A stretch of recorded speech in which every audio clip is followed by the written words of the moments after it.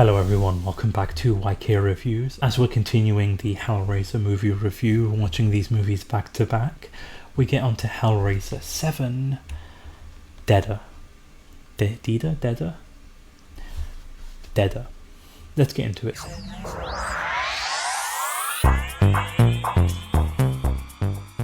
So with Hellraiser 7, Deader, it's another psychological type torture. So I'll be honest, I watched these movies back to back and I felt deader after watching these damn movies, and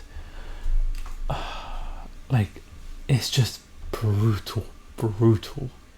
Like basically you open up with the movie, you open up with this reporter called Amy. She's being sent to Bucharest by her manager to investigate this cult people, because they've managed to find a way to cheat death basically. So once she does arrive in Bucharest, she goes to like this motel thing where she goes into this room to find a corpse, an envelope, and this corpse holding the element configuration there.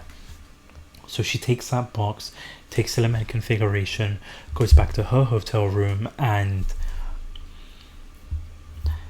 she opens up the element configuration with the most laughable CGI chains I've ever seen in this Hellraiser movie. Like, you can question the plot, you can question the storyline, but these are hands down the worst CGI I've seen in the Hellraiser movie. And so after this, she summons basically Pinhead, and they have like this little back and forth. So as the previous two movies, as soon as Pinhead appears, as soon as the box opens, you know, now start questioning, is this real, is this fake, is this a psychological thriller? And it's another bloody psychological thriller. So basically, as this movie is progressing, she is starting to like do more investigation, finding out about these cult people, the cult leader. This makes her arrive at this train station with a train full of, what do you call them, peaches and watermelons and eggplants being flashed at you all over the screen. And it's not even like, there's not even like any connection, there's no explanation, it's just eggplants and peaches just all over the screen, just for the sake of it, just to, I'm guessing, have these creepy men enjoy these sequences. And so she has this interaction with this one guy on the train who basically has this weird back and forth with her. She ends up finding this cult leader, where like at one point she sees him jumping in front of the a train, and people are like questioning her sanity and stuff. She finds out where this cult leader is, and they have, honestly for me it was just like a crappy excuse of how to connect the universes. So he's like one of the descendants of the Marchand, he's called Winter Marchand or something like that, and he's got the puzzle box, and in his mind he wants to be in control of the Cenobites basically. And he's got this ability where like he makes these people kill themselves only for them to be brought back. So he gets this reporter, has her on the floor or on the bed, whatever you want to call it, with these cult people all around, and they're trying to like stab her.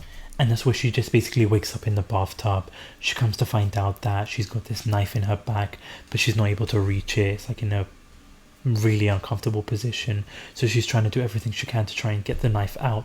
Ends up using one of the cupboards to like push it out of her back. And so this eventually then leads to like the movie of dream sequence after dream sequence after bloody dream sequences. So she's like basically got this towel wrapped around her on her back with the jacket now on top of her. Blood is still like pouring out of her back. She goes to this train station where she meets that dead corpse that she saw in like the earlier movie where she found the puzzle box in the first place. She's ends up in the hospital where she has like dream sequences of her dad and all that kind of stuff. Just, it was basically like Trevor, but instead of Trevor waking up constantly here, she's just like just having these sequences one after the other, and it's just so hard to get through. So after she's done having all these dream sequences, she ends up waking up at this cult place area where they're still there, and we see Pinhead finally arriving, and like Pinhead arriving with the Cenobites there, which once again, I just did not enjoy the Cenobites in this one. They just were very bland and not as memorable as like the first two movies, or even some of the ones from the third movie. As bad as they were, they're memorable.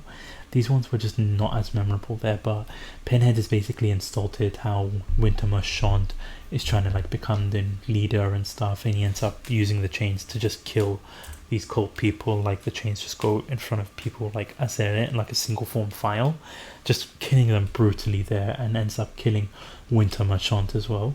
And so before he's able to take this reporter, she ends up stabbing herself so that she doesn't have to go into like hell with Pinhead to meet her father, because apparently her father's waiting for her. And so because of this, the box ends up closing by itself and sends out this electrical charge which causes the building to explode, so you don't know what exactly happened there. And then as the movie is coming to a close ending, you have the same guy that sent this reporter to Bucharest getting another reporter and sending her like looking into like these cult activities basically.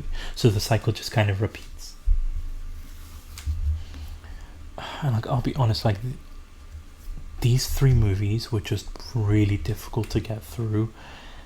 The number 5, the one with Joseph Thorne, like I mentioned, if this was like a movie that did not associate with Hellraiser, it could have been a decent movie.